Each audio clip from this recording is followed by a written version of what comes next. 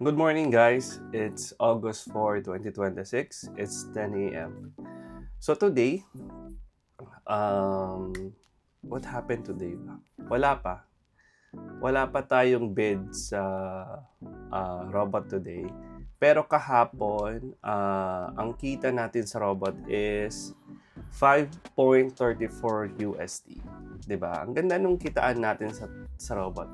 Kasi ang problema sa robot, hindi yung kitaan. Kasi pag natalo siya, malaki yung talo. So, ang plano ko sa robot is so far, every 10 days siya naloloss. So, kailangan kong i-check.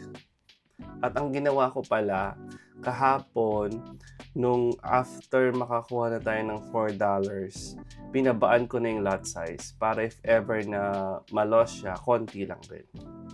So, ayun. And share ko lang kagabi. Siguro kasi nung Sunday, di ba, napuyat ako. And nung pagtulog ko kagabi, parang naramdaman ko yung lungkot again. Na nung pinatay ko na yung kasi sinusubukan kong matulog ng maaga kasi nga para makabawi ng tulog. Nung pinatay ko na yung ilaw, parang naramdaman ko yung feeling ko mag-isa na naman ako. Yung parang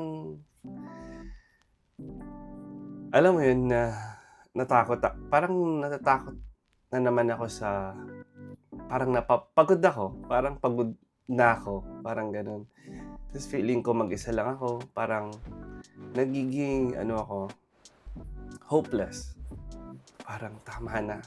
Tapos parang sobrang lungkot ko. And ewan ko yung feeling na ganun, kung nararamdaman nyo yun guys, na yung pagpikit mo, ikaw na lang mag-isa.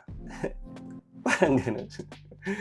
So, yun. Pero ang ginawa ko is, nag-pray ako, sabi ko, hindi ako mag-isa. Lord, kasama kita. Kasi feeling ko, gumawa ako ng 7 guardian angels ko. So, pag nalulungkot ako or natatakot ako, ewan ko bakit 7. Basta meron akong guardian angels na feeling ko, nagpo-protect sa akin. Ewan ko bakit ginawa kong 7. Tapos ang ginawa ko, pag natatakot ako is, yun, I'm surrounded with my guardian angels, na I have God. Tapos ang ginawa ko na lang is, sinishift ko yung negativity dun sa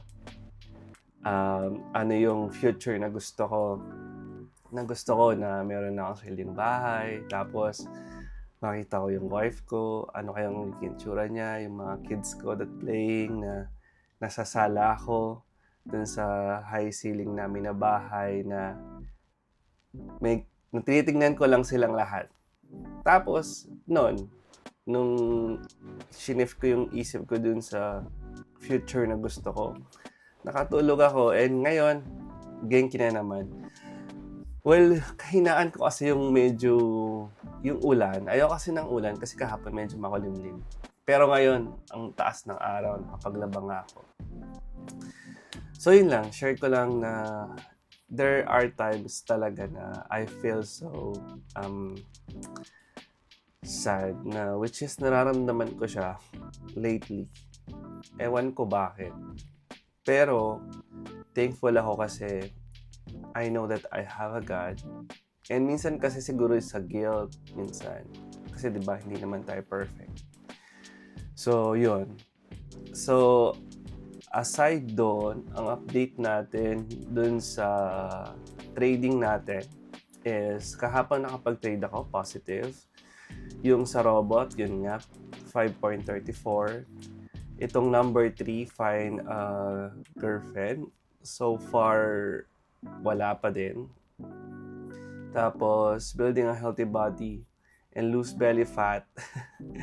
Ito, nung Sunday, nag-gain ako ng 2.5 kilos sa isang araw. Kahapon, nag-weight ako, 1.5 na lang yung tinaas. So far, sana today, mabawasan ko siya ulit. Kasi kahapon, kumain na ako ulit ng gulay. Tapos, itong number 5, serve, wala. Ang bala ko dito, September talaga. Tapos, itong organize my room, from 10%, ginawa ko siyang 15%. As you can see, tingnan niyo. Ayan. Oh. Ayan na siya.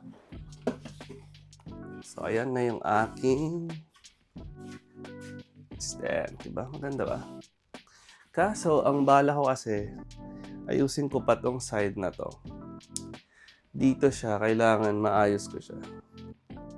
Tapos meron pa ako doon, oh. Ayan, saan ko pa ilalagay yan. Tapos, ang dami ko pang kailangan ayusin dito sa room ko para maging aesthetic siya. So, ayun lang yung update natin for today. And sa Friday, sa Saturday pala is magra-rafting kami. So, I also, kailangan kong makabawi ng tulog kasi overnight na naman yun and puyatan. So, I think that's it for today's vlog. Bukas,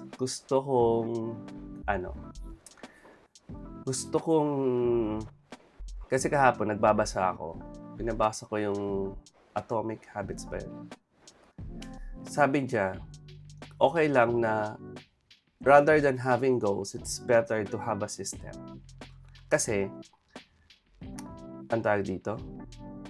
Kasi yung system, paano ba na-explain? Basta, nakalimutan ko. Basahin ko. Bukas ko lang ulit sasabihin. Pero yun, kasi kailangan ko to make it short, kailangan ko ng system to achieve these goals. Itong mga goals ko na to. Kasi kung wala yung system na yun, hindi ko siya ma-achieve. Kasi lahat naman tayo may goals, diba? And hindi naman lahat tayo makakarating doon. Pero if you have a system, kahit hindi yung goal mo, makakarating ka. Parang ganun. Yun yung parang pinaka takeaway ko dun sa nabasa kahapon.